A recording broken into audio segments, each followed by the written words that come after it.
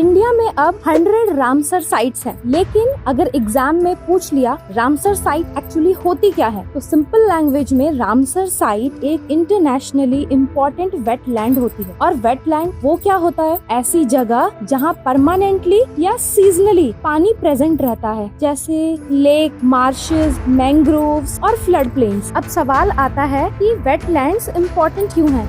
क्योंकि wetlands nature की kidneys कहलाती हैं। ये पानी को नेचुरली फिल्टर करती हैं, फ्लड के इम्पैक्ट को कम करती हैं, ग्राउंड वाटर रिचार्ज में भी हेल्प करती है और हजारों स्पीशीज ऑफ बर्ड्स, फिश और दूसरी वाइल्ड लाइफ को हैबिटेट भी प्रोवाइड करती है। इन्हीं वेटलैंड्स को प्रोटेक्ट करने के लिए 1971 में रामसर, जो कि ईरान में एक सिटी है, वहाँ रामसर में रामसर कन्वेंशन अडॉप्ट किया गया और इसी सिटी के नाम से ही आया रामसर साइट्स। इंडिया के लिए कन्वेंशन 1 फरवरी 1982 को इफेक्टिव हुआ। और अब सबसे इम्पोर्टेंट करंट अफेयर फैक्ट, जून 2026 में उत्तर प्रदेश का जय प्रकाश नारायण बर्ड सेंचुरी, उसे इंडिया का 100th रामसर साइट बना दिया गया है। और एक और इम्पोर्टेंट एग्जाम फैक्ट है जिसे आपको याद रखना चाहिए कि तमिलनाडु के पास इंडिया में सबसे ज्यादा रामसर साइट्स हैं। कुछ फेमस रामसर साइट्स जो कि पूछी जाती है एग्जाम में कई बार, वो जैसे चिल्का लेक ओडिशा में है, वुलर लेक जम्मू एंड कश्मीर में है,